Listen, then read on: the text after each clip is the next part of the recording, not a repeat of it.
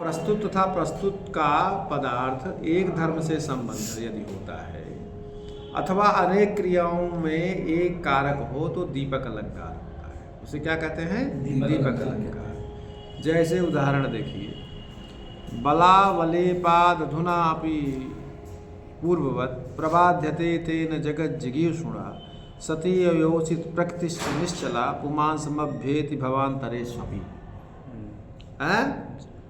ये जो है शिशुपाल वध के प्रथम सर्ग का श्लोक, ठीक है ना? श्री कृष्ण के प्रति देवर्षि नारद जो है शिशुपाल के विषय में कह रहे हैं। क्या कह रहे हैं? कहा कि नारद जी श्री कृष्ण से क्या कह रहे हैं? कहन कि जिजीषुणा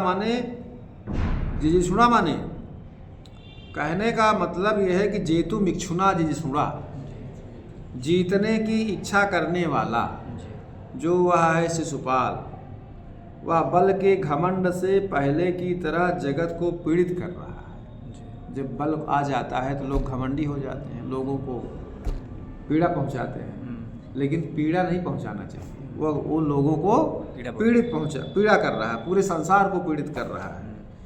कहा जैसे सती योषित प्रकृतिश्च निश्चला, पतिव्रता जो स्त्री होती है और स्थिर प्रकृति, निश्चला प्रकृतिश्च स्थिर प्रकृति पुमांसमभ्येति भवान्तरेष्वपि, तो अन्य जन्मों में भी पुरुष के पास जाती है।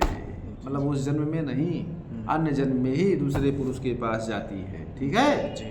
हाँ। तो यहाँ पर अत्र प्रस्तुतायाः निश्चलायाः प्रकृतेर अप्रस्तुतायाश्च योषित एकानु गमन क्रिया संबंध।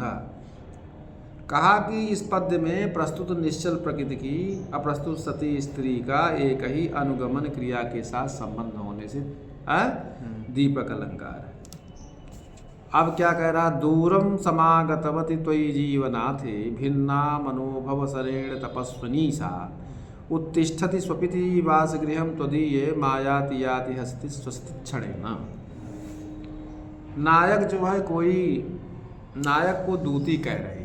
कोई नायक है और उसकी जो प्रियतमा है, उसकी जो दूती है, संदेश पहुंचाने वाली, वो बोल रही नायक से कि हे महाशय, कहा कि प्राणनाथ आपके दूर जाने पर, दूरम समागतवती त्वयि जीवनाथ, हे जीवननाथ प्राणनाथ, आपके दूर जाने पर क्या होगा?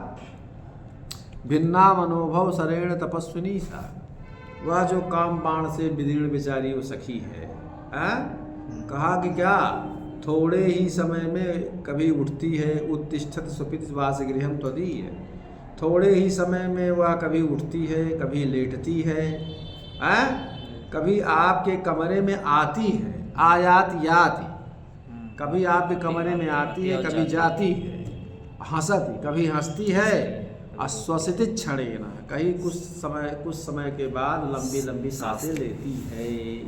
समझे कि नहीं?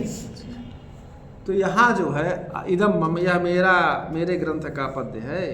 इसमें जो है नायिका जो है अत्रैकस्या नायिकाया उत्थानाद्यनेक क्रिया संबंध, नायिका का कर्तिकारक क्रिय उत्थान आदि अनेक क्रियाओं के साथ संबंध है। ठीक है? अत्र च गुण क्रियोर आदि मध्याम अवसान सद्भावेन त्रैविध्यम लक्षितम तथा विध वैचित्र्यमस्य सर्वत्रापि सहस्रधा संभवात्। तो कहने का ये मतलब कि दीपक अलंकार का जो है यह उदाहरण है। इसमें गुण क्रिया धर्मों आदि का मध्य तथा अंत में स्थिति होने से 3 प्रकार के भेद बताए गए हैं। लेकिन क्योंकि लेकिन होते हैं, लेकिन इसको यहाँ दिखलाया नहीं गया 3 प्रकार के भेद। लेकिन ऐसा वैचित्र सर्वत्र ही क्या नाम से अगर करेंगे तो हजारों तरह के इसके भेद हो सकते हैं। इसलिए ग्रंथ गौरव के भय से इसको हमने और नहीं बढ़ाया। कहा प्रतिवस्तु उपमा अलंकार किसे कहते हैं?